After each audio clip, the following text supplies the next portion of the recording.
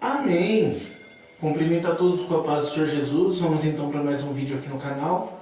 E o assunto de hoje, irmãos, era um assunto que eu não ia gravar. Não ia gravar esse assunto, mas como o último vídeo aqui do canal eu falei das lições do banco, né? Falaram assim, você falou que o banco de um mês doeu mais do que o banco de 5 anos. E que foi uma luta que você teve que enfrentar sozinho.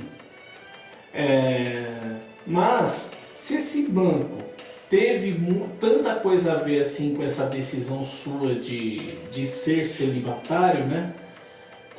Eu não vejo tanta coerência nesse banco ter doído tanto, até porque no vídeo que você fala disso, né, do tipos de solteiro lá, a parte onde você fala do seu celibato, eu não vejo uma coisa tão grave assim a ponto de ser uma luta que você teve que enfrentar sozinho. Irmãos, então, por conta dessa dúvida que surgiu, né, eu vou ter que explicar essa situação um pouco melhor.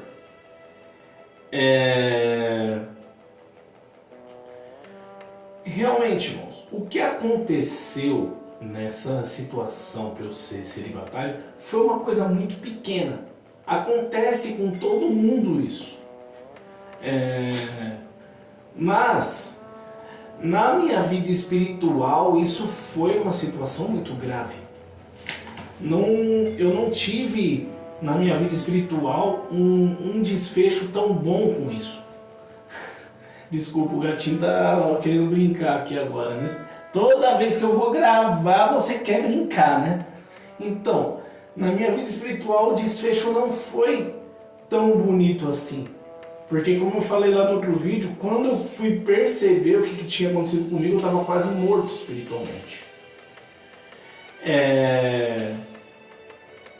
Aí, aconteceu essa situação.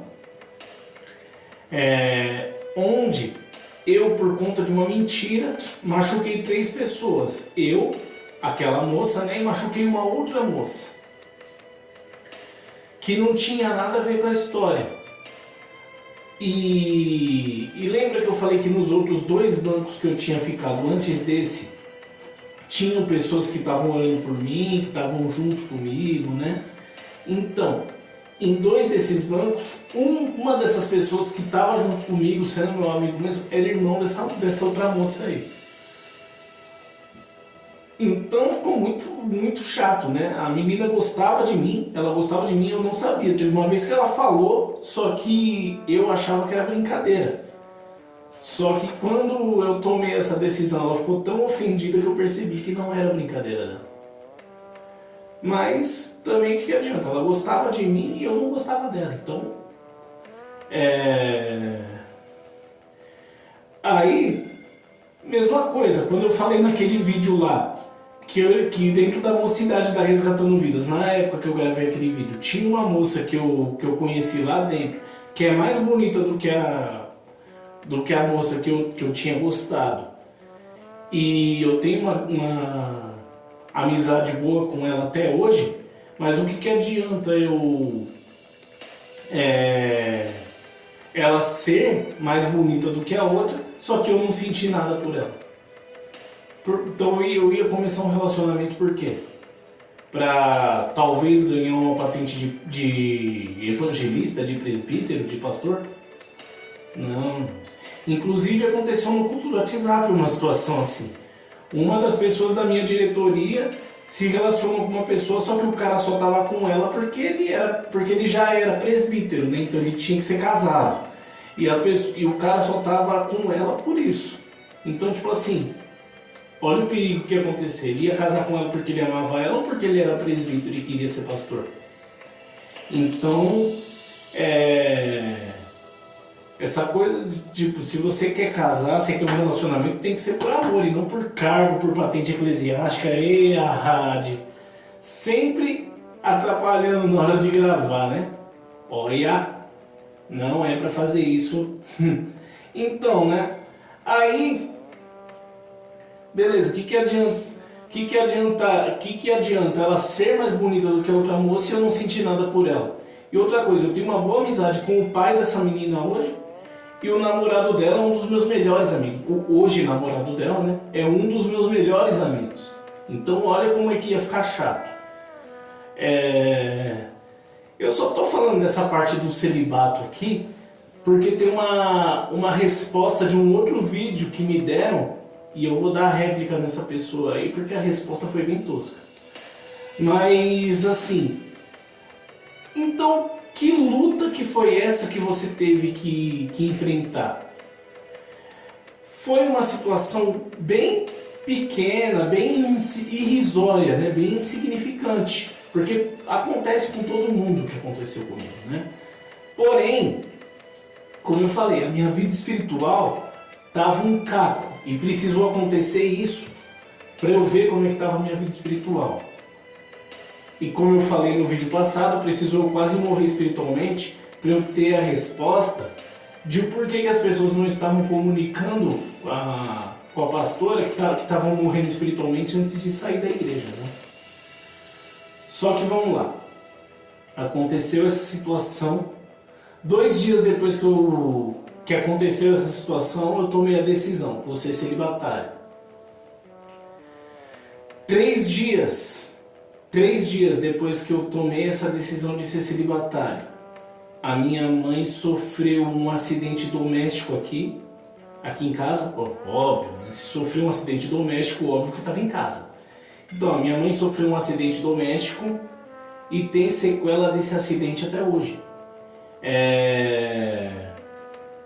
E uns 15 dias depois que minha mãe sofreu esse acidente, o meu pai que já estava se separando da minha mãe há bastante tempo, né? O casamento já não estava bem, mas uns 15, 20 dias depois desse acidente, meu pai sai de casa. E aí eu, passando por tudo isso já, meu espiritual não estando bem, eu totalmente inseguro da minha decisão ainda, aí com tudo isso eu viro o homem da casa, né? E tem gente que eu conheço que perdeu o pai, né? Que o pai infelizmente faleceu. Aí a pessoa fala, é um saco você perder o seu pai, porque aí todo mundo vai lá e quer ser o seu pai, né? Quando você perde o seu pai e você não tem, o seu pai morre ou ele se separa da sua mãe e vai morar em outro lugar, aí você é menor de idade, todo mundo quer ser seu pai, né? Aí você passa por essa situação, é chato. Mas Willy, quando o seu pai saiu de casa, você já era maior de idade. Sim, eu já era maior de idade, só que eu nasci deficiente, né? Esse é o detalhe. Eu nasci deficiente e por conta de eu ter nascido deficiente, algumas pessoas acham que pelo fato de eu ter algumas limitações, tem gente que pensa que eu sou incapacitado de fazer tudo, que eu não consigo fazer nada. Então, tem gente que me trata como se eu fosse uma criança de pré-escolar até hoje, porque existem coisas que eu não posso fazer. Então, às vezes, mesmo eu trabalhando, mesmo eu sendo pregador, ministro de louvor, mesmo eu tendo uma loja, mesmo eu sendo um goleiro do futebol de bairro que já ganhou mais de uma vez tudo que um jogador de bairro poderia ganhar, mas ainda assim tem gente que me trata como se eu fosse um coitado, só pelo fato de eu ter nascido deficiente. Então, né, teve isso aí, eu tive que dar uma de louco. Tanto é que eu sou chamado até hoje de extremista, de exagerado, de orgulhoso, de arrogante, por conta da atitude que eu tomei. Só que se eu não tivesse tomado essa atitude, essas pessoas jamais teriam se afastado de mim. E talvez a minha situação teria ficado até mais grave. E depois disso eu comecei a ter problemas na empresa que eu trabalhava. Então, tipo, tudo ao mesmo tempo. E aí, quando eu pedi aquele refrigério, a pastora não deu, foi aí que eu quase morri espiritualmente mesmo. E aí que eu tive que fazer, que tomar aquela atitude de dar banco para mim mesmo, para não morrer espiritualmente. E além de tudo isso, o fato de em Assembleia Geral ter sido exposto que eu ia sair daquela igreja para ir para Resgatando Vidas no começo do ano, então daquele momento da Assembleia Geral até a data que eu de fato saí de lá, os irmãos me faltavam com respeito direto ali. Eu não era mais respeitado, eu era olhado como se eu fosse um lixo de ser humano. E isso é uma coisa que acontece muito nas igrejas, né? A pessoa é seu irmão enquanto ela está dentro da tua igreja. Aí é só o cara desviar ou trocar de igreja que o cara não é mais nada. Virou um lixo, virou um herege, virou um satanista, virou um... Gente, é uma alma. A gente pode estar em igrejas diferentes, mas vai para o céu, para o mesmo céu. Então, toma cuidado com a atitude que você toma com os irmãos que estão saindo da igreja para ir para outro ministério. Ainda bem que estão indo para outro ministério. Ruim seria se saísse da igreja e fosse para o mundo. Então é só uma questão de reflexão. Aí, juntando tudo isso, foi por isso que eu falei, era uma luta que eu tive que encarar sozinho. Porque quando aconteceu isso, nenhum dos 3 irmãos estava mais lá. Um tinha ido até morar fora do país, que hoje mora fora do país. O outro também estava muito fraco porque o casamento estava em crise. E saiu daquela igreja, foi congregar em outro lugar.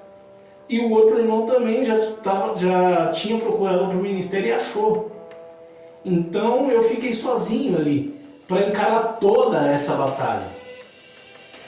Eu não vou colocar a culpa na minha mãe porque foi um acidente. Não vou colocar a culpa no meu pai porque o negócio já estava para acontecer. Mas eu tive que enfrentar sozinho essa situação. E a minha família, por conta de tudo que aconteceu, os problemas eram muito maiores do que os meus.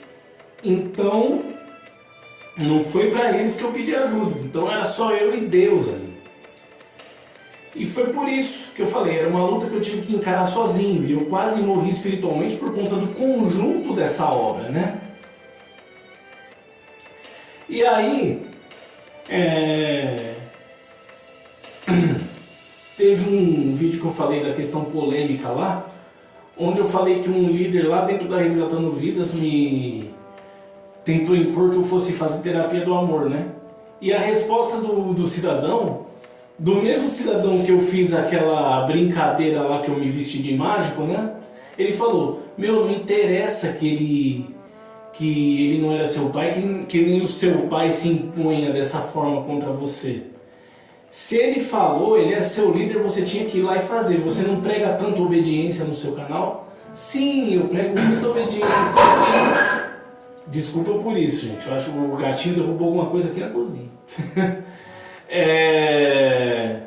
Então, eu prego bastante obediência aqui no canal, né?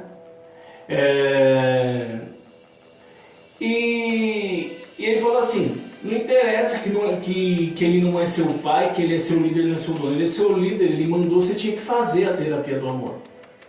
Peraí, eu ia ter que fazer a terapia do amor porque ele mandou. Ok, se ele mandasse eu me jogar na frente de um caminhão, eu ia ter que me jogar? Irmãos, até na própria Constituição brasileira diz que ordem absurda não se cumpre. Então, porque o cara acha que eu tenho que fazer alguma coisa, sendo que eu tenho respaldo bíblico para não fazer, eu tinha que fazer? Irmão, eu volto a repetir. Era muito mais fácil eu sair da mocidade da Resgatando Vidas ou da própria Resgatando Vidas do que fazer aquilo que ele falou para mim. Até porque ele nem me conhecia. nem me conhecia direito, ele tinha acabado de chegar. Não, deixa eu consertar isso. Ele não tinha acabado de chegar, né? É que por conta de eu trabalhar em mercado, eu não ia para Resgatando Vidas com a mesma frequência. Então, eu tinha acabado de conhecer o cara, né? E o cara vem fazer uma coisa dessa. Então, tipo, começou com o pé esquerdo, né? E aí, quando eu fui de novo, né? Depois que passou a temporada do Dia dos Pais, já era outro líder na mocidade. Então, foi por conta disso. É por isso que eu tive que passar toda essa luta sozinho. Foi por isso que eu tive que me pôr de banco para não morrer espiritualmente. Porque foi todo o conjunto da obra, não foi apenas o que aconteceu entre mim e aquela moça. Foi todo o conjunto da obra que aconteceu tudo de uma vez só. E para eu não morrer espiritualmente, eu tive que tomar essa atitude. Tá, William, mas você fala isso, mas e se chegar alguém dentro da Resgatando Vidas mesmo e você se interessar por essa pessoa, e aí? Olha, isso seria a minha porta de saída da Resgatando Vidas. Mas por quê? Porque eu tô lá para focar em Deus, tô lá para buscar Deus. E como eu sempre falei aqui no canal, Resgatando Vidas de todas as igrejas que eu congreguei, é a mais próxima da Bíblia e mais próxima do que eu defendo como correto. Porém, quando eu cheguei na Resgatando Vidas, eu já estava com essa decisão tomada. Então, se chegar alguém ali e isso acontecer, eu creio que isso vai me atrapalhar na minha busca espiritual, na minha busca de crescimento espiritual, na minha busca de crescimento ministerial, da mesma forma que quando isso aconteceu há muito tempo atrás, atrapalhou no meu crescimento, atrapalhou na minha vida espiritual, atrapalhou na minha vida ministerial, a ponto de eu quase morrer espiritualmente. Então, se isso acontecer dentro da Resgatando Vidas, é um motivo para eu sair. Porque eu quero focar em Deus, eu não quero focar em mais nada na Resgatando Vidas além disso. Amém? Eu fiz com a intenção de ajudar, Deus abençoe a todos. Se inscreve no canal, compartilhe o vídeo, deixa seu like e deixa aqui nos comentários também sugestões de assuntos que vocês gostariam de assistir. Até o próximo vídeo, Deus abençoe a todos.